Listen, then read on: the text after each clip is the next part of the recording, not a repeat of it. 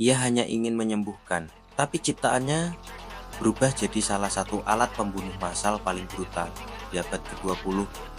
Nama pria itu Fritz Haber, seorang ilmuwan Jerman, peraih Nobel, dan orang di balik penemuan yang menyelamatkan, sekaligus menghancurkan jutaan nyawa.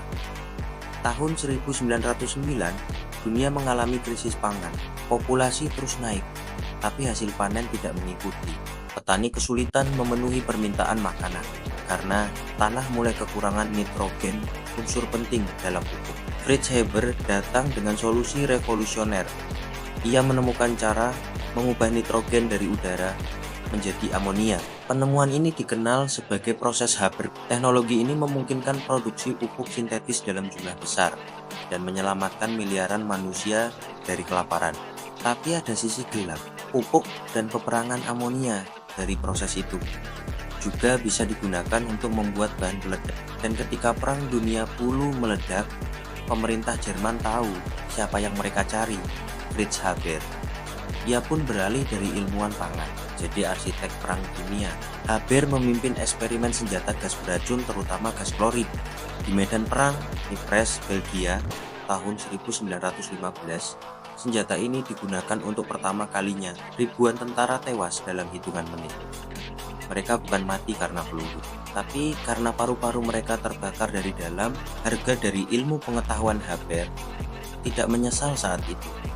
Ia percaya bahwa sains tidak mengenal moral, bahwa tugas ilmuwan hanya mencipta, bukan mengatur bagaimana ciptaannya digunakan. Ia bahkan berkata, dalam masa damai, sains milik dunia, tapi dalam masa perang, sains milik negara. Namun, istrinya, Clara Immerwahr, juga seorang ilmuwan, tak setuju. Clara menganggap suaminya telah mengkhianati ilmu pengetahuan.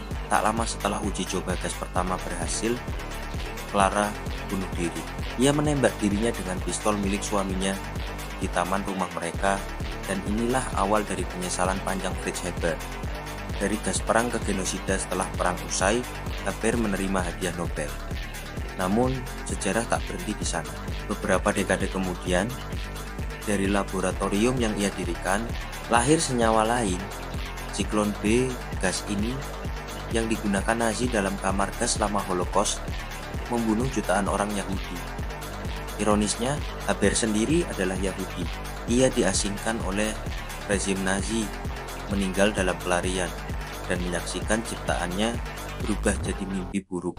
Ilmu yang tak netral, kisah Fritz Haber menunjukkan satu hal.